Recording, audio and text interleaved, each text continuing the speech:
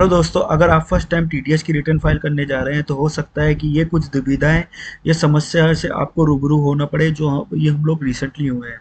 जिन challenges को हमने face किया है उसी को हम इस वीडियो में बता रहे हैं। सबसे पहले हमें क्या होता है, टीडीएस की ऑफलाइन यूटिलिटी डाउनलोड करनी पड़ती है फॉर टीडीएस रिटर्न फाइलिंग के लिए।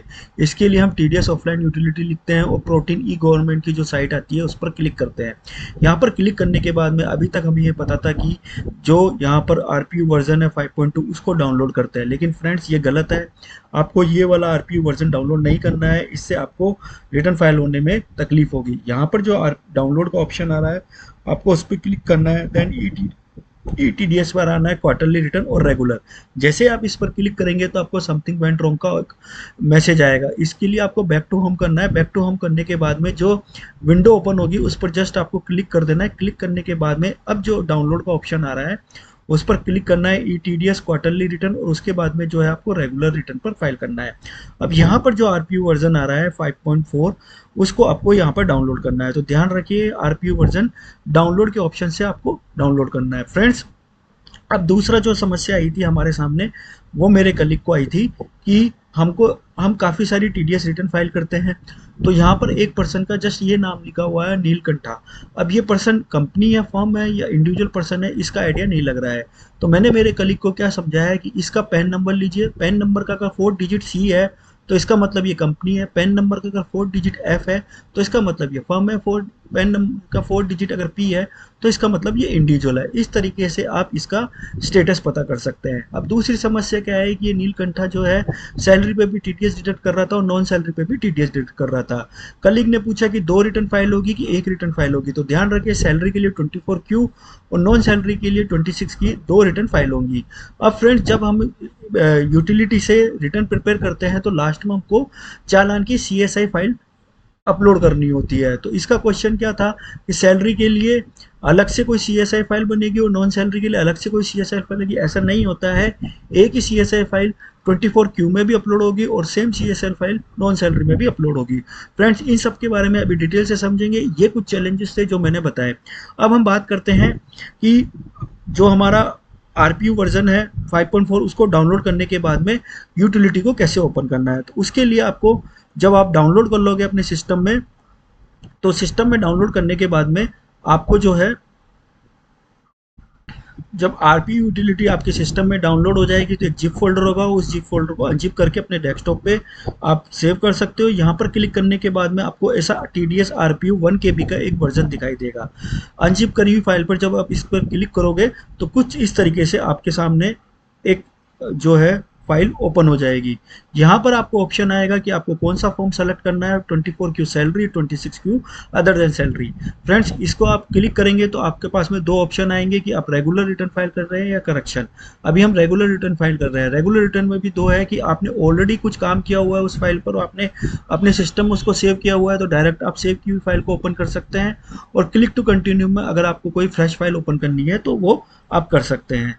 फ्रेंड्स, इसके बाद में हम लोग चलते हैं, क्लिक टू कंटिन्यू करने के बाद में जब आप यूटिलिटी को ओपन करेंगे तो आपके सामने ये 4-5 ऑप्शन दिखाई देंगे। अदर सर्विस ऑफ टीम में आपको कुछ नहीं बनना है। फॉर्म, पहला फॉर्म आएगा, इसके अंदर आपको बेसिक डिटेल्स जो है वो फिल करनी होती है कि कौन सा फाइनेंशियल ईयर है, उससे related quarter, tan number company का और पैन नंबर कंपनी का, टाइप ऑफ डिडक्टर जो मैंने आपको बताया। फ्रेंड्स, यहाँ पर पर्टिकुलर डिडक्टर एम्प्लॉयर में ध्यान दीजिए कि अगर ये फर्म है तो यहाँ पर, जैसे मेरा फर्म है AMMG एसोसिएट, तो यहाँ पर मेरा नाम आ जाएगा। ब्रांच डिवीजन में नॉर्मली NA होता है। उसके बाद में नॉर्मल आपको एड्रेस वगैरह फाइल करना पड़ता है, पिन कोड मस्ट है। फ्रेंड्स, अगर आप फर्म है, कंपनी है, तो आपको एक रेस्पॉन्सिबल पर्सन होगा, उसका नाम भी आपको यहाँ पे डालना होगा और उसी का पैन नंबर भी आपको डालना होगा, और उसका डेजिग्नेशन बताना होगा, उसका ईमेल आईडी और मोबाइल नंबर भी आपको देना होगा। अब ध्यान रखिए कि यहाँ पर आपसे 2-3 चीज़ें पूछी जाती है कि लास्ट रिटर्न से आपका कोई एड्रेस चेंज हुआ है, अगर येस नो आपको यहाँ पे डालना पड़ेगा। इसी तरीके से ध्यान रखिए कि जो लास्ट रिटर्न है 26Q वो आपने फाइल की है तो उसको येस करना और उसका रिसीट नंबर आपको यहाँ पे डालना पड़ेगा। अब ये रिसीट नंबर आपको कहाँ से मिलेगा, इसके लिए आपको जो है इनकम टैक्स पोर्टल की साइट पर लॉगिन करना होगा। ध्यान रखिए फ्रेंड्स, इनकम टैक्स साइट पर जो आप लॉगिन कर रहे हैं वो आपके टैन नंबर के थ्रू लॉगिन होगा, ना कि आपके पैन नंबर के थ्रू। टैन नंबर के थ्रू जब आप लॉगिन कर लेंगे तो इनकम टैक्स फॉर्म में आपको व्यू फाइल फॉर्म्स का जो है उस ऑप्शन पर क्लिक करना है। तो जो आपका प्रीवियस ईयर का प्रीवियस क्वार्टर का जो आपने टीडीएस रिटर्न फाइल कर रखा है वो ओपन हो जाएगा। उसमें आपको डाउनलोड रिसीट करना है और इस तरीके से आपकी ये रिसीट ओपन हो जाएगी। तो जो 15 डिजिट का अभी हम लोगों ने देखा कि हमको यहाँ पर 15 डिजिट का ये रिसीट नंबर फिल करना होता है, तो बेसिकली ये जो आपकी लास्ट रिटर्न है टीडीएस की उसमें ट्रिपल आर नंबर है, ये वाला आपको यहाँ पर फाइल करना है। तो ये आपको इनकम टैक्स पोर्टल पर टीडीएस लॉगिन के थ्रू ई ऑलरेडी फॉर्म फाइल में मिल जाएगा। फ्रेंड्स अब हम आगे चलते हैं चालान। अब फ्रेंड्स इसको फिल करने के लिए हम लोगों ने जो एक्सेल शीट बनाई थी, मैं उसका सहारा लूंगा आपको एग्जांपल के थ्रू समझाने के लिए। तो यहाँ पर ये हमारी एक्सेल शीट है जो हम लोगों ने बनाई। अब इसको बहुत ध्यान से सुनिए।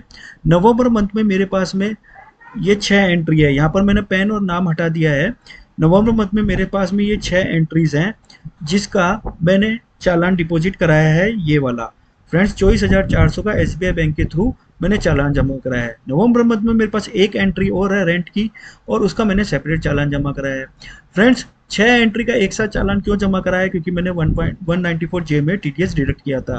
और एक एंट्री का अलग से क्यों कराया है? क्योंकि मैंने 194 आर में आई में टीडीएस डिडक्ट किया था। अब आप ध्यान रखिए कि यूटिलिटी में जो अलग नेक्स्ट सेक्शन है वो चालान का, मैंने पूरे क्वार्टर में मतलब कि 1 अक्टूबर से लेके 31 दिसंबर तक जितने भी चालान उससे पीरियड से रिलेटेड जितने भी चालान जमा कराए, अब वो जनवरी में भी हो सकते हैं, उन सब की डिटेल मेरे को यहाँ पे डालनी होगी। फ्रेंड्स यहाँ पर एड रो का एक ऑप्शन है। सपोज करो इस पीरियड में मेरे पास 6 चालान है, तो मैं 6 क्लिक कर दूंगा। क्लिक करने के बाद में कुछ इस तरीके से 6 रो बन के आ जाएंगी, 1 2 3 4 5 6। अब यहाँ पर मेरे को टीडीएस का अमाउंट डालना है, सिंपली बीएसआर कोड, डेट जब मैंने डिपॉजिट कराया उसका, और चालान का सीरियल नंबर यहाँ पे डालना है। इसी के साथ साथ एक और इन्फॉर्मेशन होती है माइनर हेड और मेजर हेड। तो मेजर हेड में हम इस तरीके के चालान में 200 रुपये लिखते हैं। अब फ्रेंड्स अब ये बात हो गई कि मैंने चालान की जो है इन्फॉर्मेशन डाल दी। तो यहाँ पर मैं आपको चालान भी दिखा देता हूँ। ये मेरा बीएसआर कोड रहा, ये चालान का नंबर रहा, ये मेरा डेट ऑफ डिपॉजिट जो है वो चालान की ये मेरे पास में आ गई। यही सिर्फ इन्फॉर्मेशन हमको वहाँ पे डालनी होती है, और ये चालान के अमाउंट हो गए। फ्रेंड्स अब जो नेक्स्ट इन्फॉर्मेशन होती है वो मेरी होती है कि जो मेरा टीडीएस, अगर यूटिलिटी की मैं बात करूँ तो यहाँ पर जो नेक्स्ट इन्फॉर्मेशन है वो मेरी डिडक्ट की डिटेल्स है। अब ये बहुत ध्यान देने वाली बात है फ्रेंड्स। मैं इसी एक्सेल पर वापस आपको लेना चाहता हूँ कि इस चालान के अगेंस्ट में जो ये मेरा 24,400 है, इस चालान के अगेंस्ट में मेरे 6 डिडक्टी हैं। 6 डिडक्टी इन द सेंस कि 6 जो लोग हैं उस चालान को सेट ऑफ करेंगे। मैंने 24,400 को बुलाया है। तो यहाँ पर जो आपको दिख रहा है, अब बस आपको यही करना है। तो इंसर्ट ए रो में आप अगर क्लिक करेंगे तो ये जो चालान सीरियल नंबर 1 है उसके आगे आपको लिखना पड़ेगा 6 डिडक्टी और ओके करना पड़ेगा। जैसे आप 6 डिडक्टी कर लेते हैं तो इसके आगे आप अब आपको उनके बाकी इन्फॉर्मेशन तो आपकी चालान से ही आ जाएगी। ध्यान रखिए चालान में हम सेक्शन कोड का डिफाइन नहीं करते हैं, यहाँ पर हम सेक्शन बताते हैं कि किस सेक्शन के अगेंस्ट में है। तो 194 जे को जो है इस यूटिलिटी में 4 JB के थ्रू बताया गया, और जो हमारा 194 I है टीडीएस ऑन रेंट उसको 4 IB के थ्रू बताया गया है। फिर इसके बाद में आपको जो है डिडक्टी का पैन नंबर और उनका नाम डालना पड़ता है। इसके बाद में आपको जो है डेट ऑफ पेमेंट क्रेडिट डालना पड़ता है और अमाउंट उनको जो पे किया है, और फिर टीडीएस का ध्यान रखिए कि जो चालान आपने पे किया उससे ज़्यादा टीडीएस अमाउंट आप यहाँ पे नहीं डाल सकते हैं। हेल्थ एजुकेशन सरचार्ज अगर कोई है तो ठीक है, नहीं तो आपको उसको 0 लिखना है। इसके बाद में आपको रेट ऑफ टैक्स भी जो है वो बतानी पड़ती है। ये सब चीज़ बताने के बाद में आपको जो है यहाँ पर क्रिएट फाइल का ऑप्शन मिलेगा। क्रिएट फाइल का ऑप्शन मिलने के बाद में आपको अगर कुछ एरर आता है तो वो एरर आपको दिखाई देगा। अदरवाइज आपको क्या है, अगर आपका सब कुछ करेक्ट है तो आपको क्रिएट फाइल पर ऑप्शन पर क्लिक करना है। जैसे आप क्रिएट फाइल पर ऑप्शन पर क्लिक करेंगे और वैलिडेट अगर सब कुछ हो गया है तो ये ओपन आपका होगा। इसमें एक CSI फाइल का आपसे इंफॉर्मेशन पूछी जा रही है। वो CSI फाइल कैसे डाउनलोड की जाती है वो अभी हम लोग देखते हैं। CSI फाइल डाउनलोड करने के लिए अगेन आपको इनकम टैक्स पोर्टल पर आना है। टीडीएस के थ्रू लॉगिन करके ईपे टैक्स पर क्लिक करना है। ईपे टैक्स पर क्लिक करने के बाद में आपको चालान हिस्ट्री दिखाई देगी। इसमें आपको पीरियड मेंशन करके CSI फाइल डाउनलोड कर सकते हैं। CSI फाइल आप विदाउट लॉगिन भी डाउनलोड कर सकते हैं। उसके लिए आपको सीधे इनकम टैक्स पोर्टल पर आना है। इनकम टैक्स पोर्टल पर यहाँ पर जो होम का पेज है, होम पेज पर आपको जो है एक ऑप्शन दिखाई देगा। होम पेज पर अगर आप क्लिक करेंगे तो यहाँ पर आपको एक ऑप्शन दिखाई देगा CSI फाइल डाउनलोड करने का। उस CSI फाइल से आप जो है विदाउट लॉगिन भी CSI फाइल डाउनलोड कर सकते हैं। और इसको जब आप यूटिलिटी में इंपोर्ट करेंगे तो आपको एक सेव का ऑप्शन मिलेगा, उससे आप करते हैं। जय हिंद, जय भारत, धन्यवाद।